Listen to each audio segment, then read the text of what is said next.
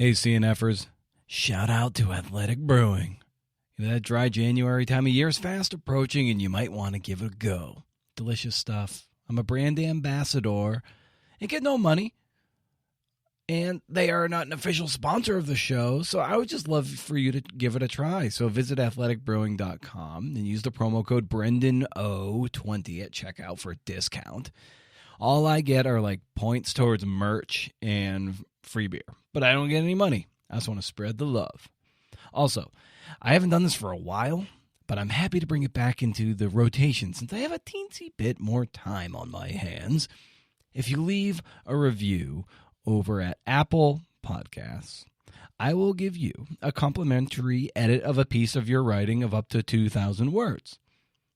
Once your review posts, usually within 24 hours, send me a screenshot of your review, and I will cross-check it, to creativenonfictionpodcast@gmail.com, and then I will reach back out to you, and we'll get started. Who knows? If you like the experience, you might even want to do something more ambitious with me. All right? We can hope. Where's Mr. Food when I need him? And so I tried to find Mr. Food.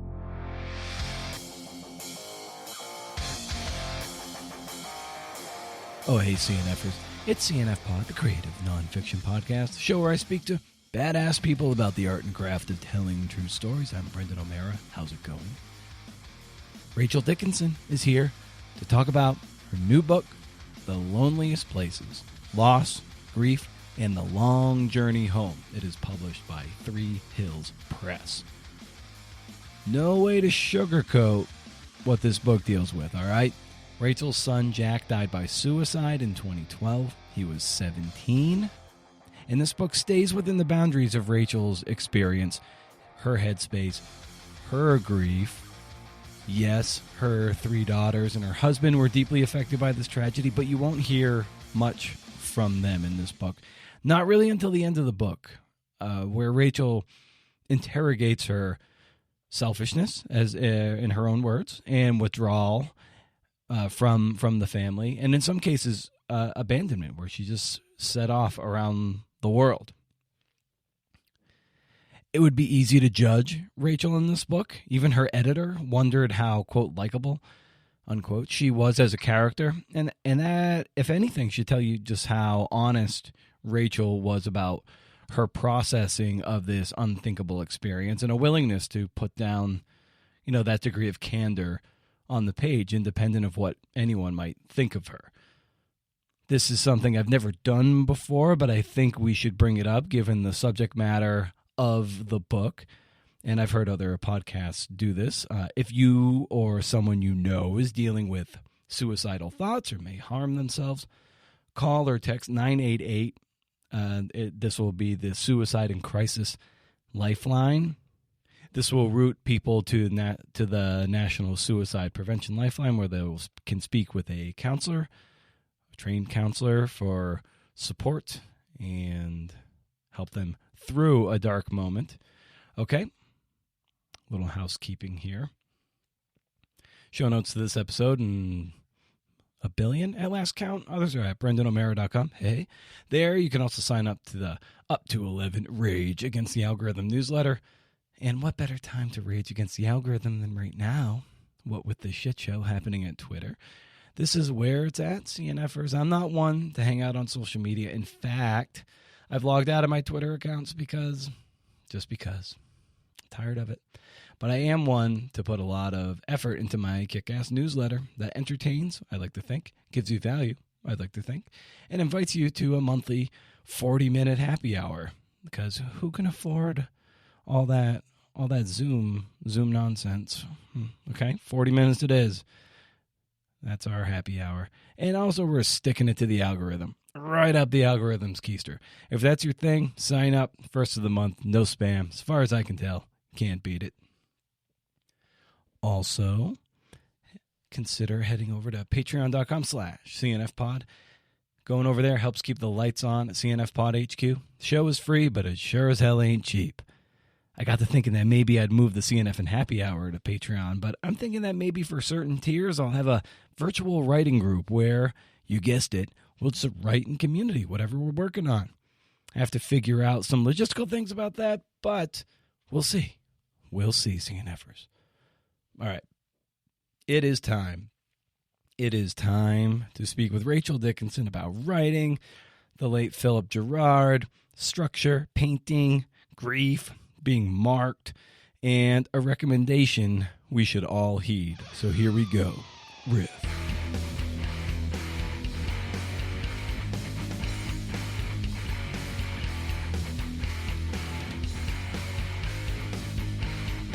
Do you have any mentor texts of that nature where you do kind of like pull them off the shelf and be like, I need a little jolt? What? And this is where I'm turning to.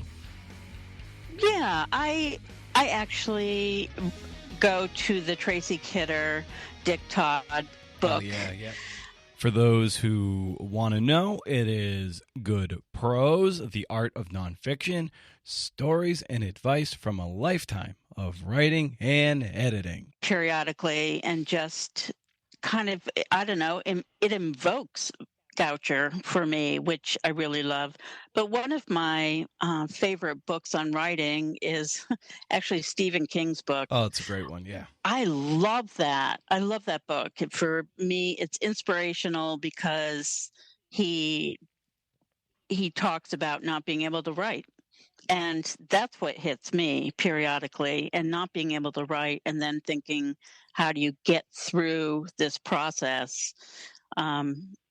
Instead of me trying to write, I learned how to paint. So thinking, oh, well, at least I'm using the same part of my brain, which it turns out is false, but at least I'm doing something with my time. Yeah, that's a wonderful way to crack yourself out of creative blocks, is just to try an entirely different, try to test a different musculature in a sense. And it can really kickstart something. Like I like to doodle and draw and make zines and everything just for my own entertainment. And it definitely, it's a nice little pivot to take a little, it's like a pressure release valve for, getting to the writing, which is sort of, our stock in trade. Yes, exactly.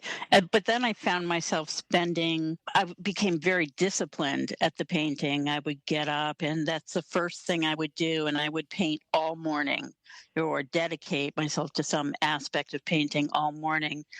Whereas I used to do that with writing, and I thought, wait a minute, now how am I going to do both of these things?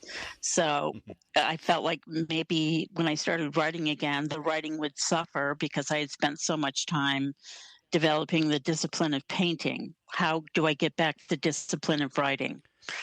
And what kind of painting do you do? I started with watercolors, and then realized that, and the way I taught myself, was to look at Edward Hopper paintings, particularly his watercolors of houses or buildings.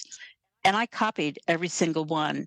And I have a friend who's a very accomplished painter, and he would look at these and say, wow, that's really great. You did a great job, but you have to remember Hopper was not very good with perspective. So I was teaching myself shoddy perspective by copying Hopper, but I absolutely loved it.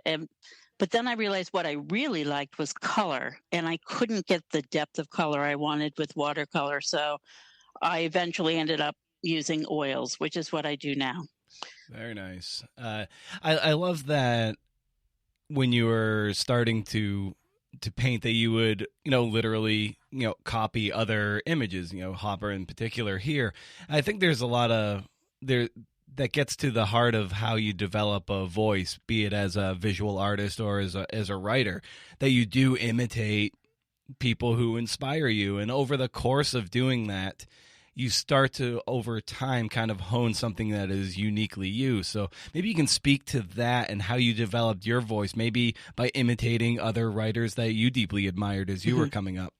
I completely agree with you that for me, imitation really was my best teacher in some ways. I didn't start really writing, until about the year 2000.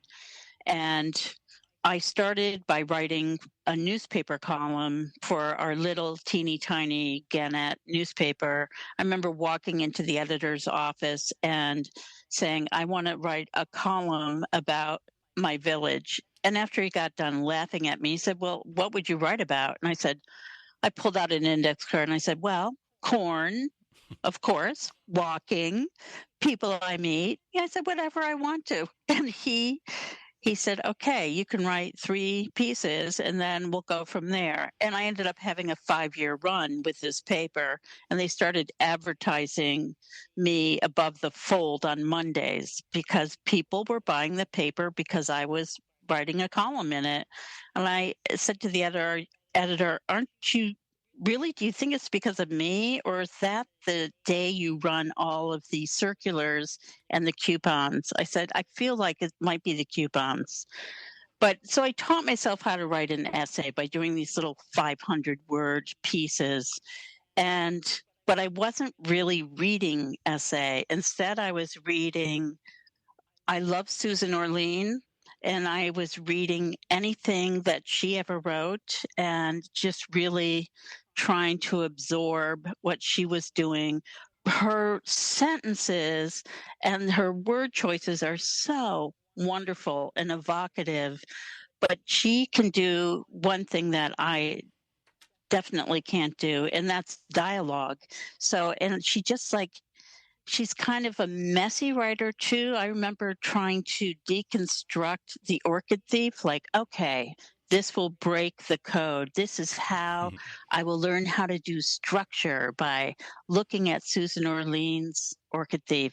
Well, I wrote all over my copy and I could make no rhyme nor reason to why things happened when they did.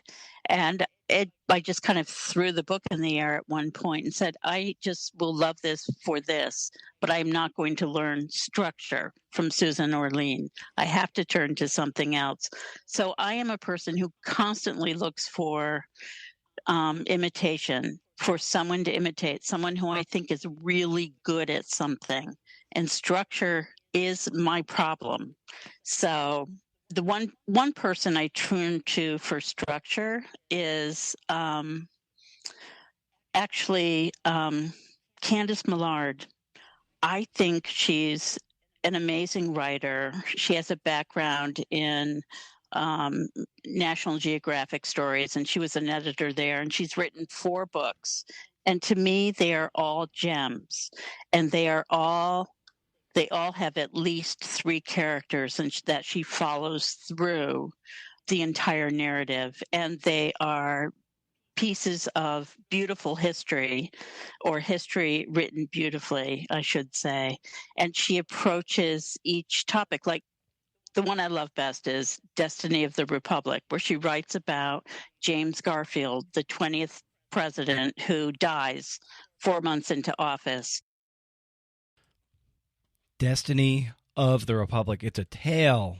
Well, here's a subtitle: A Tale of Madness, Medicine, and the Murder of a President. James Abram Garfield was one of the most extraordinary men ever elected president. Born into abject poverty, he rose to become a wonderkind scholar, a Civil War hero, a renowned congressman, and a reluctant presidential candidate who took on the nation's corrupt political establishment. But 4 months after Garfield's inauguration in 1881, he was shot in the back by a deranged office seeker named Charles Guiteau. And so she develops this whole argument about how James Garfield would have been probably one of our most extraordinary presidents had he not died. And then she also writes about the person who shot Garfield. And then she writes about the medical establishment at the time and Garfield's physicians who did not believe in germ theory, and just like, Garfield lived for a couple of months after he was shot, and he was in extreme agony, and they would just kind of go into his stomach, looking for this bullet with their bare hands that they had never washed. So it's like you learn so many fascinating things. And then she brings Alexander Graham Bell in there, who tries to develop a device really quickly that can locate a bullet in someone's body. So in this one volume of history that is beautifully documented, she does this perfect braided narrative. So I feel like, okay, that's someone I can learn from. Oh, that's great because I love finding those kind of models and even talking about structure. In a recent conversation I had with JB McKinnon, who's a freelance writer based out of Canada, and he had a piece in the Hmm. Atavist magazine last month, and his thing was like writing these days, or at least the writing culture sometimes puts too much of a premium on quote unquote like beautiful writing over Hmm. over beautiful structure. And a structure can be, you don't necessarily want to see all the scaffolding, but if you look hard enough you can see the choices made, and then see like the nice lines on the car that are just like really seductive to look at. And that should be the goal over like these little zesty flourishes of language, where it's like a lot of the energy and what makes for a good, what I like to call like a downhill read, is structure that is conducive to a really quick read of absorption. You're like, oh my god, I can't believe I just read 30 pages, and I just feel like I didn't blink. Yes, yes, I completely agree with that. And in fact, I'm so aware of when I'm reading something where I just feel like, oh my God, your words are so goddamn precious. Enough already, you know? Exactly. Like I can't remember if I was just journaling about this or I spoke about it with somebody, or it was just like chasing my own tail. I don't know. But it was like I was saying either to myself or this person that like you can't write your way out of a bad reporting hole or of like a deep reporting hole. Like you need to have like such a titanic amount of research and reporting and interviewing done, and then the writing is it's just well lubricated at that point, and it tends to be a lot easier. But if you haven't done a lot of that upfront legwork and research, you can't just like with precious words and purple prose like artistically write your way out of Mhm. that hole. In nonfiction, that's what we need to do. We need the research, and that'll make the Right. writing that'll make the writing pop in the end. I totally agree. And I am a person who tends to, well, you can never over research, but I research the hell out of something. And as I'm researching, I am so old school. I have index cards, and I'm writing Nice. things on index cards and throwing them in a box. And I'm also writing down all of the sources, everything on index cards. And then at some point, I start going through the box and sorting things out. And then because I guess I'm a visual person also, like give me a timeline. I never met a timeline I didn't like, you know? Yeah. So I can pin those index cards up on some timeline, that timeline of several events that should be coming together, or where do they come together. So seeing this whole thing just like a Luddite would do. That is me. I'm just there. Give me the cards, let me do the research, and then I can find story. And yeah, there's no way I could write myself out of a writing hole if I hadn't done all of that research. You still fall in a hole, but at least you have the research, to grab at as you're trying to climb out of the hole. For sure. And the timeline exercise is so valuable. I just because once if you have something to eat, be it on a cork board or on a wall, and you've got all those years laid out, or be it in a spreadsheet or whatever, however you want to lay that out, it's like you start slotting in these blocks, and then suddenly there might be okay something that is very specific to say your own personal history, and then you realize that in I don't know the year 1981, you're like oh like and it's a certain month, you're like oh that's when Reagan was sworn in, and then all of a sudden you start to have like cultural context that is overlaid over your personal context, and all these things start to slot in, and you start to really create this mosaic, and it kind of doesn't happen until you lay out that timeline. My thesis at Goucher was about the Reno gang, and they were the world's first train robbers, or robbers of a moving train, I should say. And when I went to Goucher, I knew that whatever I was going to work on there, I wanted to turn into a book. So I chose something that had a lot of meat to it and that no one had written about, very weirdly. But it involved these robbers, it involved a town, it involved the Pinkertons, it involved oh, there was one other moving part.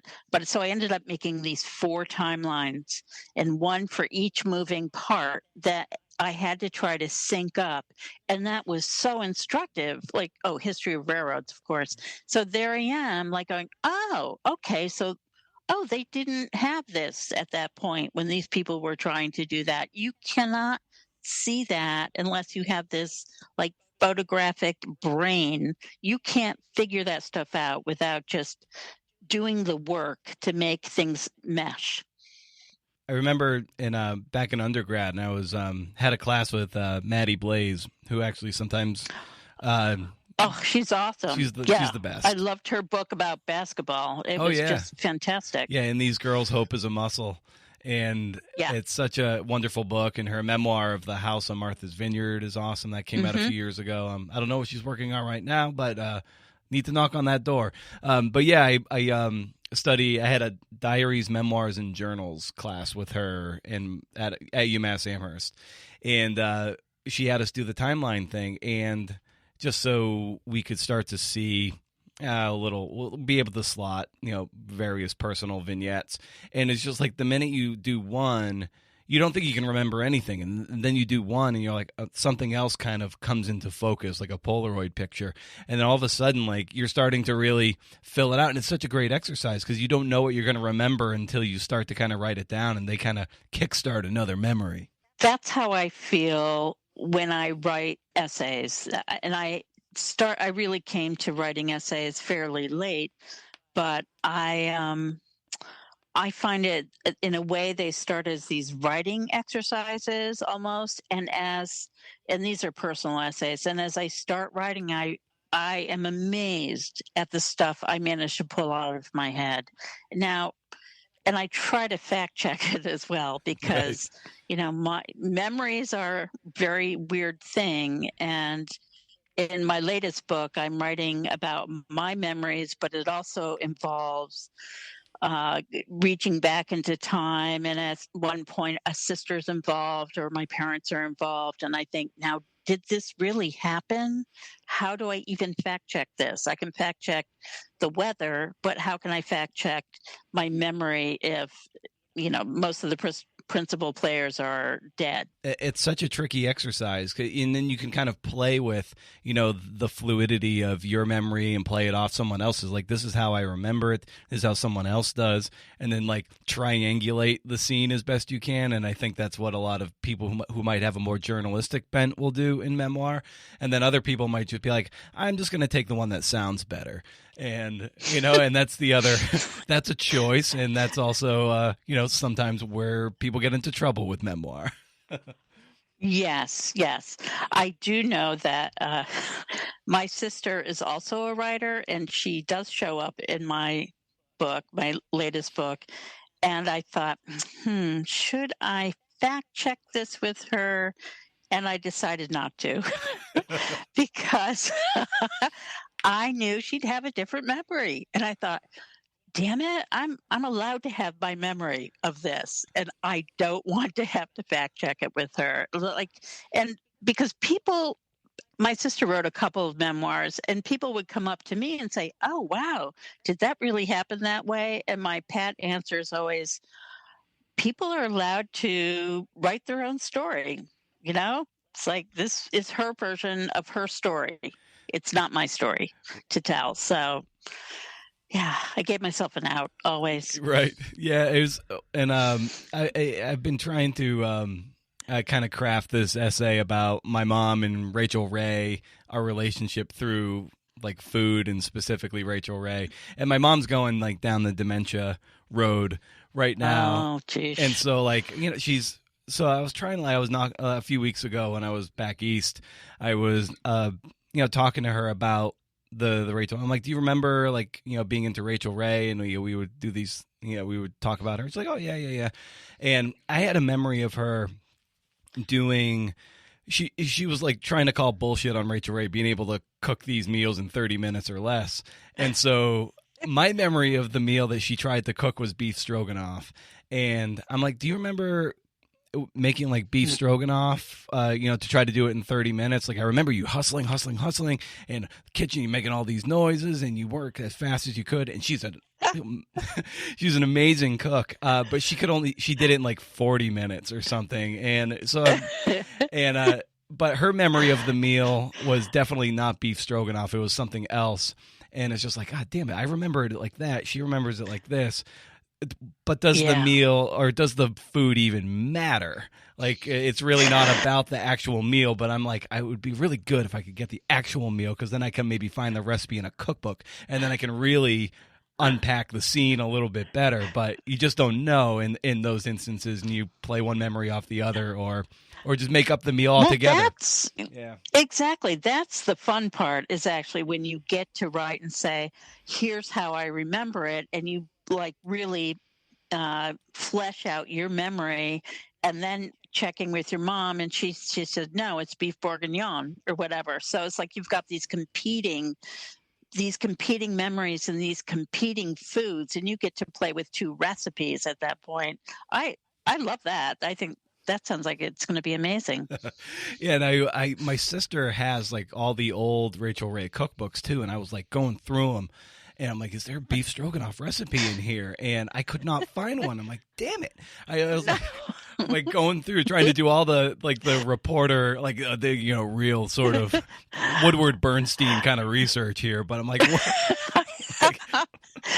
Wait, I fell down that same rabbit hole, only it was it was about food and my mother, but it was about looking for something. She got a cookbook in the mail from Mr. Food. And I don't even remember who Mr. Food was, but here's this cookbook. And she made fried spaghetti squares. Now, I have a certain memory. I tried to recreate this fried spaghetti squares. Like, no one has ever heard of it. I can't find a recipe. So I'm just like using like my brain, like, well, if you put this with that, then this will happen. And I think, where's Mr. Food when I need him? And so I tried to find Mr. Food to see if I could find this recipe. So, yeah, I've been down that recipe trail, and it is sad. It's a very sad trail. And, as I look at my computer screen on my monitor here, is something I wanted to pick your brain about, because I think distraction and stuff is a lot, as creative people, we really wrestle with as we try to get work done, especially in an age of social media where things are trying to really pick at our brains. And I counted all the tabs that I have open, and I have 39 tabs, which for some people might actually be not that much, but it is a lot.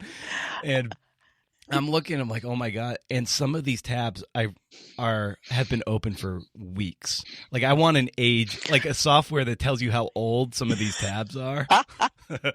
Hey, I have the same problem. In fact, I have a tab open for a Toshiba. I used to have a Toshiba something a really long time ago. I don't know why. I still have a tab open for Toshiba's, I don't know, accessories or whatever. It's like, why? And I just keep the tab there to try to say, well, this is part of my personal history.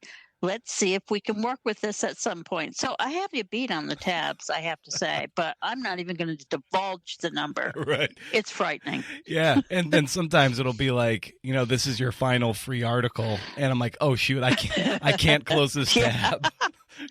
That's exactly right. Yeah. Do I want to?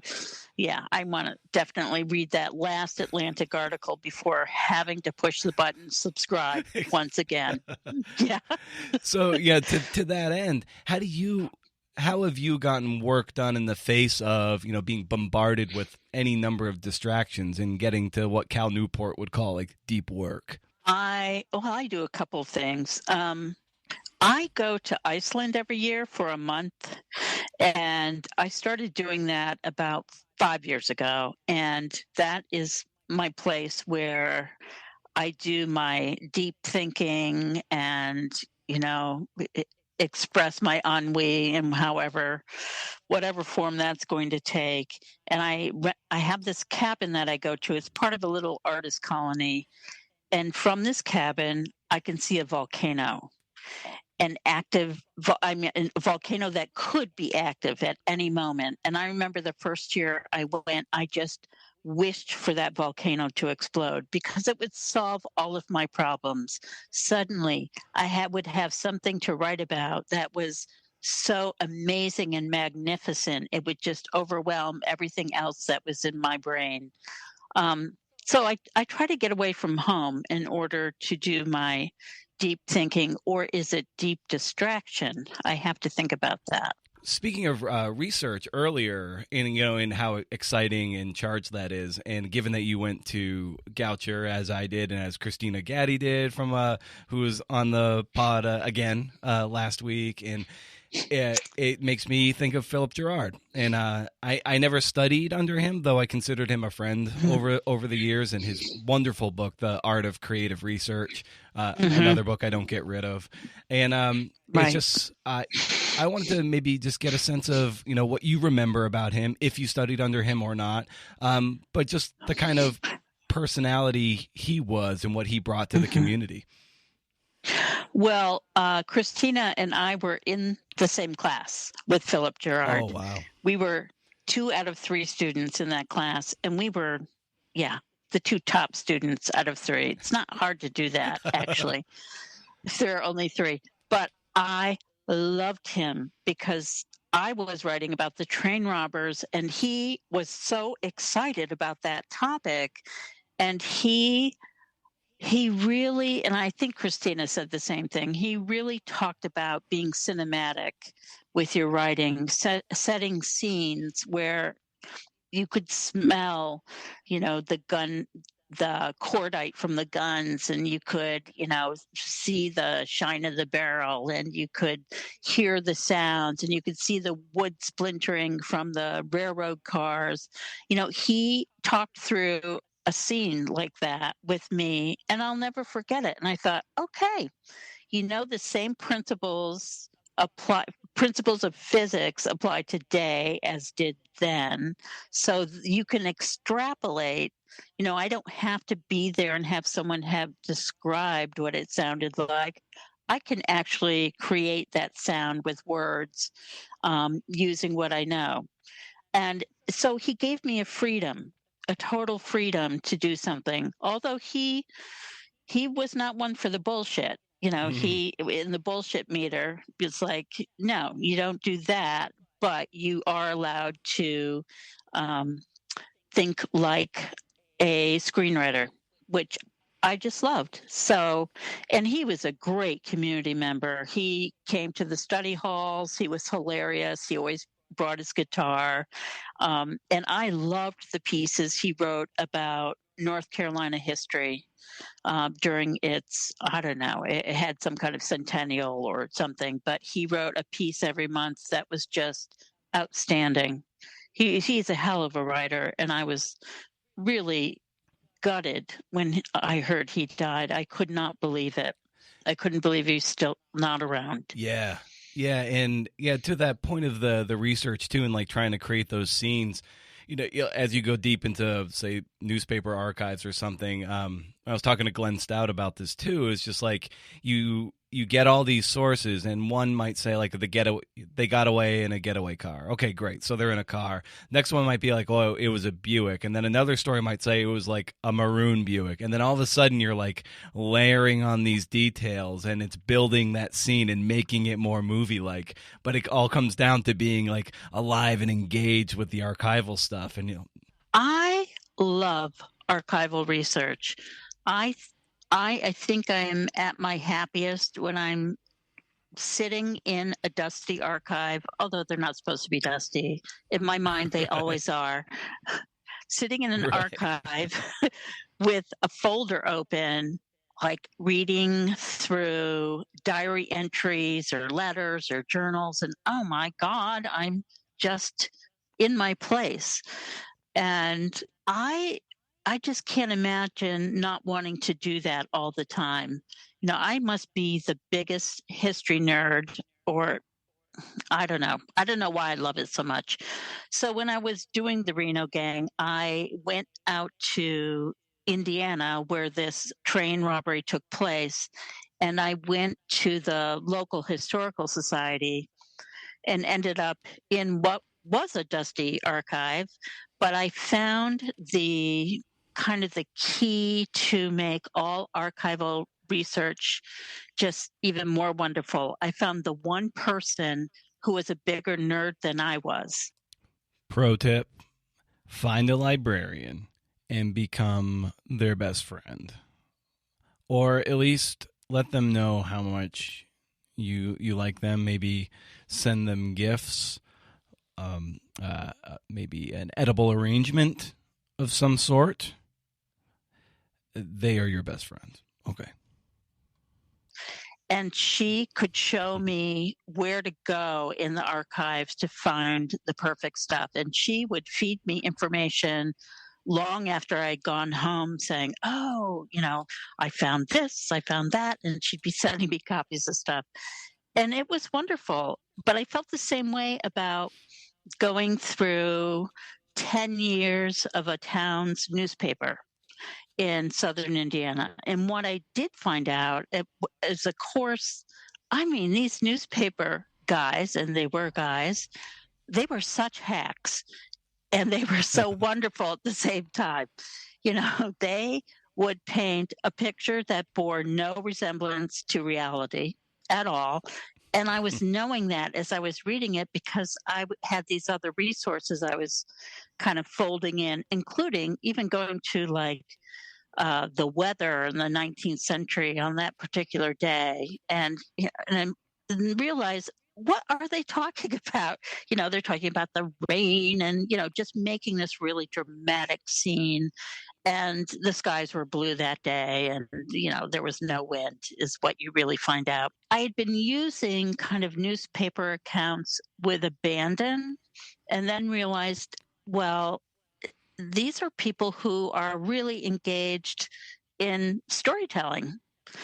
And their kind of storytelling does not adhere maybe to the same kind of storytelling that we learned about at Goucher. These people are they're writing a good story. And they're putting pigs in the street, and whether they were in the street or not, you'll never know. So I learned to kind of pick and choose and kind of triangulate some of the information, because I never knew what I could say was real or not. And I learned to use all the words like it was probably, or it was likely, or, someone reported that, so that there was this little tiny out every time I put in some kind of historical fact. Yeah. Yeah. And now I think this segues into your latest book, because in talking about Goucher, I think the unspeakable experience that you endured with, to give context to people who are listening who don't know the book, is like your son died by suicide in 2012 in February, and shortly thereafter you're trying to figure out how to metabolize it, and you go to Goucher thinking you're going to write about it. It was only a couple years removed, and someone would probably say, like, you're a little too close to this. Yeah, my first mentor, he's like, oh, yeah. no, you will not be writing about this. But then it's definitely, something that you're, as a writer, as an artist, it's something that, is going to be always pecking at your brain to metabolize in whatever, as a writer. So at what point did you feel like you were ready to tackle it, as if you are ever ready to tackle such a thing?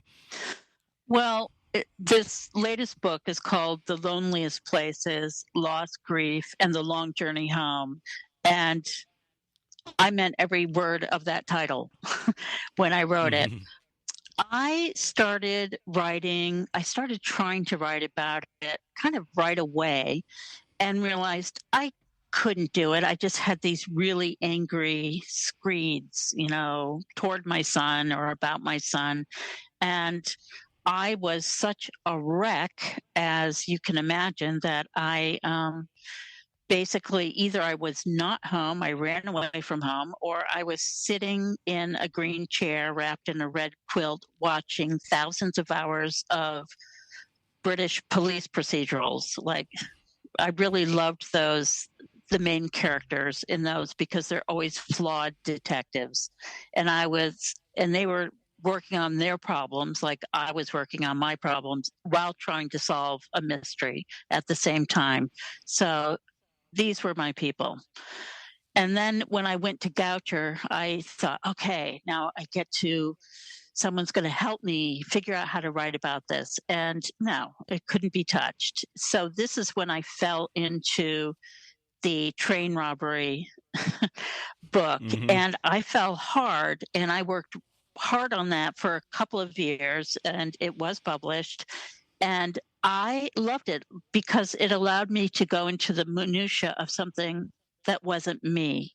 I got to read about railroad gauge sizes and even write about it, and then of course take it out, because who the hell is interested in that besides me?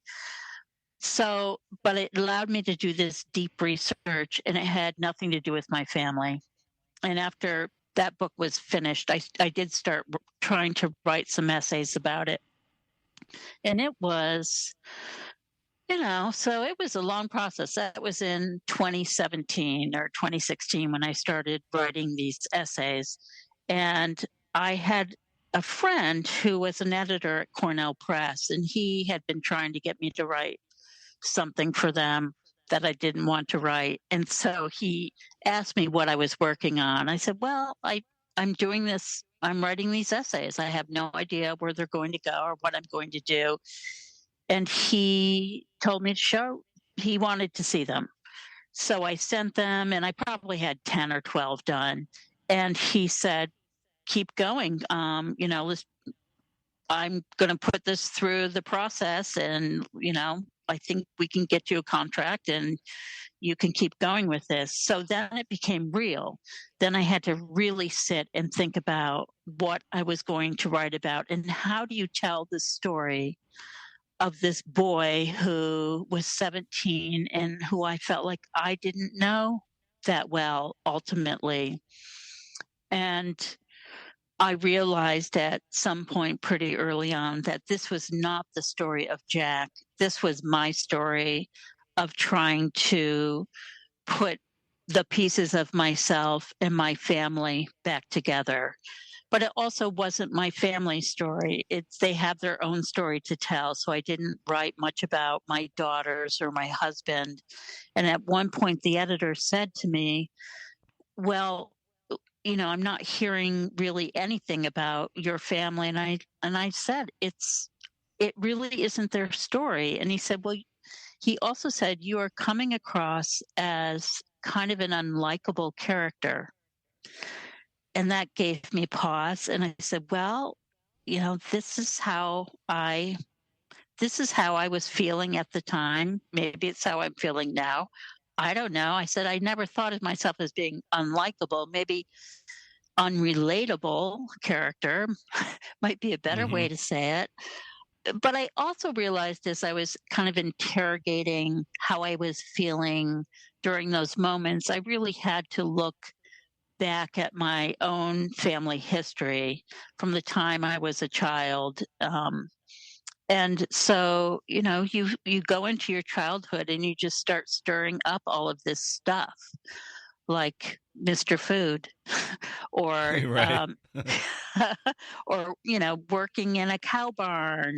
We had cows, dairy cows, or living on the edge of poverty in many ways. And thinking about also the way children were raised in the late 50s, early 60s, mid 60s. We were allowed to play on the top of a 30-foot waterfall. And we were little. We were like 5 and 6, 7 years old. And all the kids played on top of this waterfalls. And I thought, where were the parents? Like, who lets their kid do this? And then, I realized this is the time. Times were really different. My mother was inside reading Nabokov, probably, or Chekhov, and smoking a cigarette and drinking coffee. That was what she was interested in. And more power to her. But it took a lot to figure out what goes on in a family? What do you know about family really when you're in the middle of it? So, Well, in given the story that is so, just is such a, it's obviously a grief story, grief memoir by through essays, and there's writing it, and then there's writing it to be published. And so, like, for you, just, what was the process by which you're like, yeah, I'd like this to be, public knowledge in the end, instead of, maybe privately metabolizing it. There's always that calculus, that math you're doing, as a writer, like, should I publish this or should I not? mhm. I guess I have always felt like whatever I wrote could be published. It's like I never thought anything was off the table in Yeah. terms of anything I was writing. Part of my writing is about making money. This is how I earn some of my money. Yeah. And so that goes into the equation. So I felt like there wasn't much I had to change in terms of public or private I would when I was handing these essays to the editor. The biggest challenge came in having to figure out the stupid structure. Once again, it comes down to structure. How do you tell this story? Do you tell it chronologically? No, because who wants to read a chronology? Well, I don't want to read a chronology, so I wanted it to be something other than that. But it took quite a while to come up with how to tell this story in essays. Yeah, and you used a moment ago. You used the word, interrogating, and Hmm. towards the end of the book, like probably the last 20%, maybe the last 10%. You interrogate, what you said is like your selfishness during Hmm. the time of your grieving, and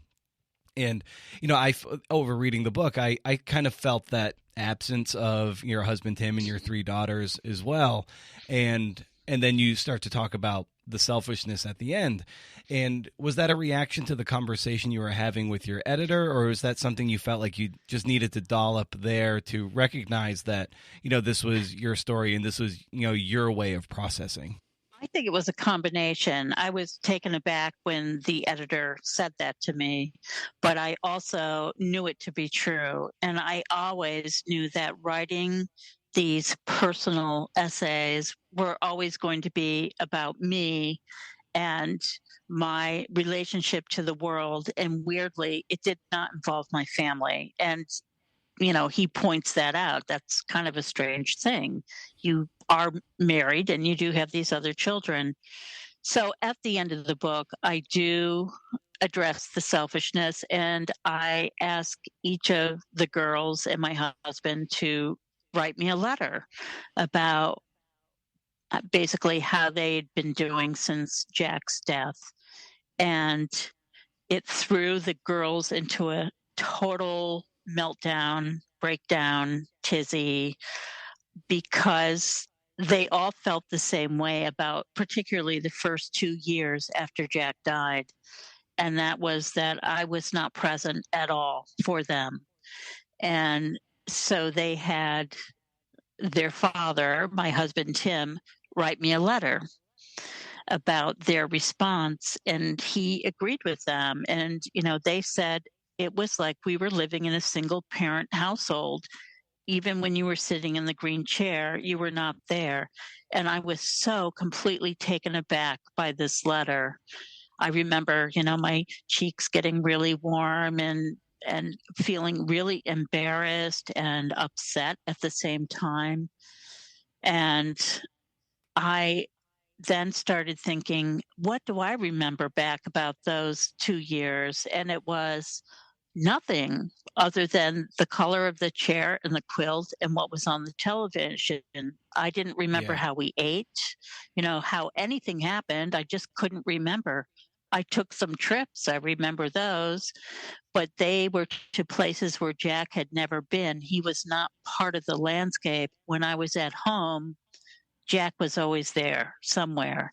And it was just me trying to keep him. I didn't want him to be present. And so I think I was just keeping myself just like wrapped up in saran wrap almost.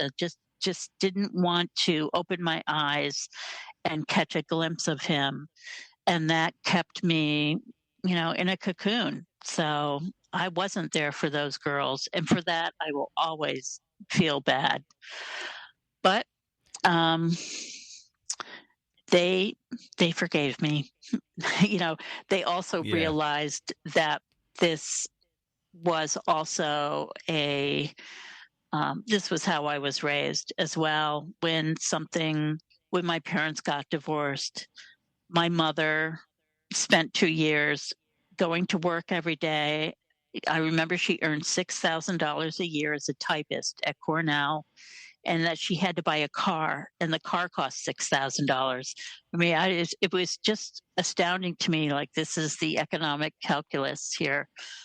But she would come home and just go right into her room and lie down, clutching her purse to her body, not take her coat off. And we were just on our own for a couple of years. And we just we just knew she was too sad to do anything. So I did the same thing to my own kids, only I didn't really, I was less communicative than she was, even. I imagine. Like, I'm just trying to picture you, like, you're handed, an envelope or that piece of paper with that letter, and like, maybe even the fear of reading it, and sort of the reckoning that you're going to have to read and learn things that are going to be deeply uncomfortable and will saddle you with like a tremendous amount of guilt. Like, was there like a reluctance, or like, oh my God, like, do I really want to read this thing? Do I really want to know? Yes, yes, that all was there. And it definitely felt like comeuppance, like this was it. This was, I was going to get it in the neck. And even though I have a very strong relationship to all these members of my family now, and we are we're in contact every day. I have one daughter who lives in Serbia. She FaceTimes me every morning. I mean, we Oh are wow. just a very close family that way. And part of it was after we all blew up, I think we took all the little splinters that were left and kind of glued them back together, and that became our family. We are, the post Jack family. So I was frightened to read that letter. And when I read it, I got it, but I also, it was shocking to me because I didn't realize I had done that, and until it was pointed out to me.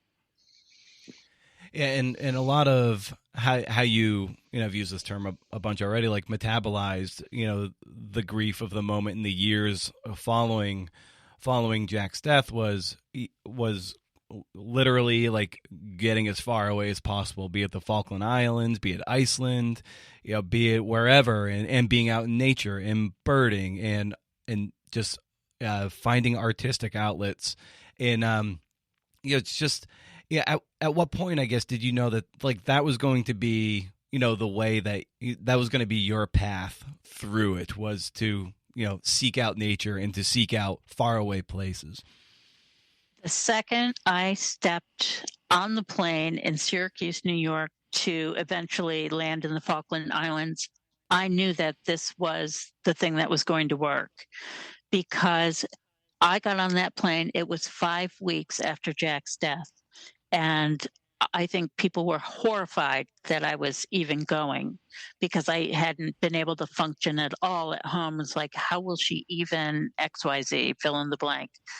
And I got on that plane and I felt such a lightness because I realized that no one would know my story, where I was going. No one on the plane knew my story. I could be whoever I wanted to be. I could be happy Rachel. I didn't have to be pathetic crying Rachel all the time.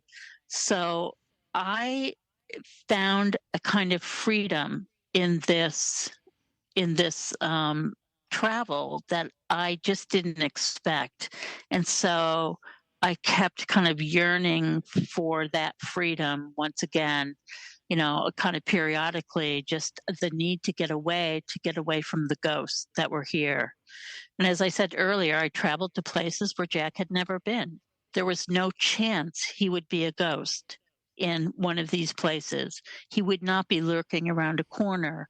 I wouldn't hear his whistle. I wouldn't hear the music he loved or played. I would be literally by myself in these places.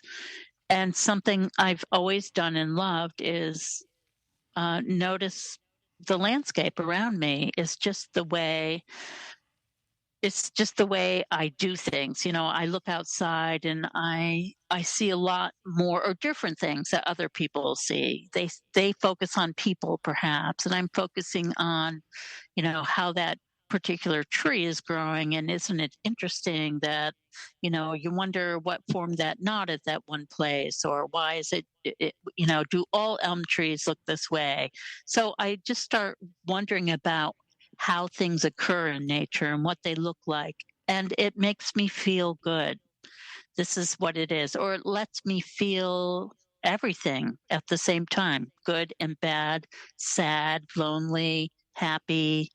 I feel everything when I'm out in nature and not just feeling sad and lonely when I'm sitting in my green chair. And a moment ago, something you said struck me that you kind of labeled yourself as like the pathetic crying woman, and pathetic being that's a really strong word, and a word it just for me I hate to hear you use that word. Did you really feel pathetic at that time? No, actually, I didn't. I don't know why I said that word because it isn't Okay. one I would use often. Instead, I felt like the I was so closed off from everyone and everything, but I also was prone to cry at the drop of a hat. So perhaps in other people's eyes, I would appear to be pathetic. I don't think I ever felt pathetic, but I think I was viewed as pathetic. And in the book too, you just get a sense of how Jack's death kind of in a scarlet letter kind of way kind of like marked you, Mhm, and as that mother and that family that happened to. mhm. So what was you just having that weighted vest on you, like what was you just that like for you to experience, like knowing that when people are looking at you, like you can't help but see you as marked or labeled. Yeah, yes, always feeling like you were the other. They were really othering you and they were putting you in this box that said, "Oh, you're the mother of the boy who killed himself." It felt terrible. I avoided all local places. I would drive if I remember going to a store. This is also the problem, but I would Yeah. drive far out of town in order to conduct any kind of business, be it grocery shopping or going to a bank. I could not bear to see the face of someone I knew or who was a parent of one of Jack's friends. I remember being in Target a year after Jack died, and there was the mother of one of Jack's friends and the boy himself, the friend, and they saw me and they both ducked into an aisle. And I was so grateful. I was so grateful Mm. to them. It's like we all knew we cannot see each other. This would be a bad thing. So, what happens when you run into people where you see the thought bubble of what, oh, there's the mother, is you find that they say things that are totally inappropriate because they don't know what to say. And you find yourself trying to comfort them and say it's okay while you're also crying. So it becomes this incredibly awkward transaction, and no one wants to go through that. Which gets to the why it makes all the more sense why it was that it made sense for you to want to go far away where nobody knew who you were and you could engage with them and they wouldn't know the story at all, and just that you can almost feel the when you get it from reading the book, you feel the lightness of not having to confront that with every single person that you're seeing, be it in the Falkland Islands or in Iceland or wherever. That's absolutely true. I do remember being in the Falklands, and I was there to cover the 30th anniversary of the 1982 war with the Argentines. And I forget who I was writing a piece. It might have been for Men's Journal, which is weird, but I did a lot of travel stuff for them. And I was being shown around all these battlegrounds and various places by people who had actually been alive and experienced, what it was like to be occupied by the Argentines for a couple of months. And I realized I would look at their faces and that these were people who were like being re-traumatized by this anniversary and by me asking all these various questions about how you felt and what you did. And at one point I realized I was also looking at myself. It was like looking in the mirror of when people would ask me questions or people who knew what I had gone through. And that gave me a jolt. And the other jolt I got in the Falkland Islands was the first time that someone had asked me how many children I had. And I burst into tears because I didn't know how you answer that. Do I have 3? And do I have 4? I don't know. What do you say when one of them is dead? So that was something I had to work out over time. And I think still to this day, I just kind of judge the situation. And the easy answer is 3 daughters. That's it. The easy answer. Well, Rachel, as we kind of bring the conversation down for a landing, it's something I always love to ask guests for towards the end is just a recommendation of some kind for the listeners. And it can be something professional or just something fun or something that's just really exciting you these days. So, as we wind down here, I'd extend that to you. Like, what recommendation might you have for the listeners out there? Mine is earlier we talked about Candice Millard and her books that I love. So that would be a reader recommendation is if you haven't ever read her, pick it up. Pick up one of her 4 books. Another thing I would say is go outside. It's really a simple thing, but we often don't go outside and really appreciate what's around us. Go outside, take a walk, look up. Notice there are birds, look down, notice there are rocks. It's an incredible way to just open your world up and to make it more full. So enjoy nature. And I'd add to that too, like go outside, get into nature, and do so even if the weather is quote unquote bad. You're right. And I am terrified of falling on the sidewalk. And so I go out into the backyard where if you fall, you have a chance of not cracking your head open. So, yeah, go outside regardless. And if you live in a snowy climate, go outside and go by a pine tree and just pull a branch down and watch all the snow come off. I mean, there are like lots of stuff to do. Pretend you're a 10-year-old. Yeah, I like that. Very nice. Well, Rachel, thank you so much for coming on the show and talking about writing and talking about, the rawness that is this your latest book. And just say, thank you for doing the work and carving out the time and having such a wonderful conversation. It was a pleasure, and I'm glad we got to do this. Thank you, Brendan. I thoroughly enjoyed it, and I'll get in touch when I write my next book. Thanks to Rachel for coming on the show. Thanks to you, CNFers, for listening and making it this far.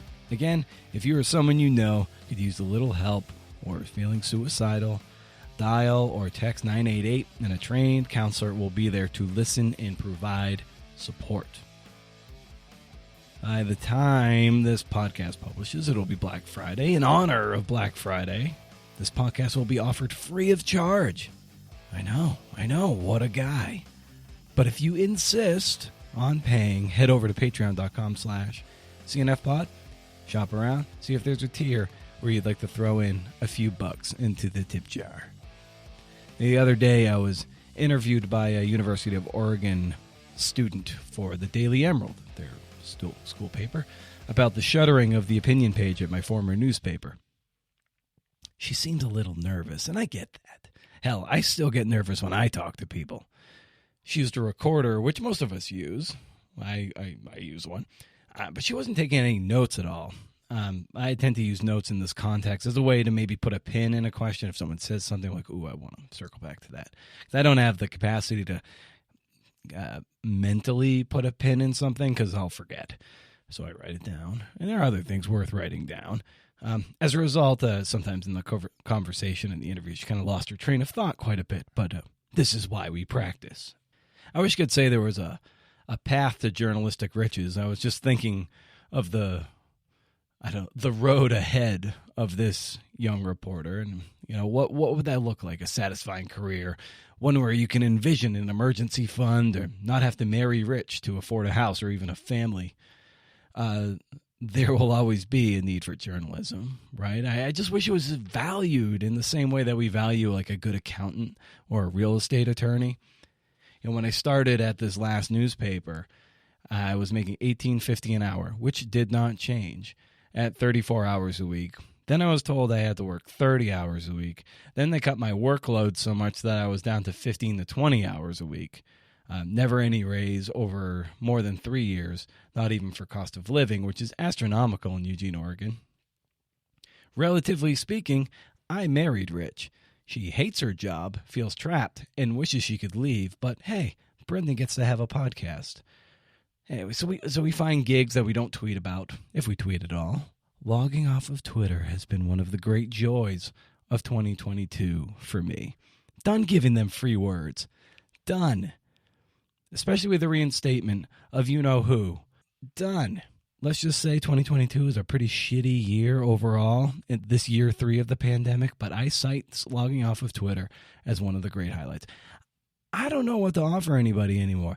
Not that anyone asks me for an opinion or advice, nor should they. I don't really have much to offer in that realm. I'm a bit of a rambler. Thank goodness I'm reading a script, even though I didn't write that line. That one's ad-libbed, totally ad-libbed. All this is ad-libbed. This next sentence is not ad-libbed. I'd probably just say you need to interrogate your own experience, wrap yourself in bubble wrap, and fumble your way forward. There's a trailhead. Here's a machete. Go find your way to the top. And maybe don't forget to go park yourself at a good overlook. Smell the roses, man. Okay, that's it. Stay wild, CNFers. And if you can do, interview. See ya.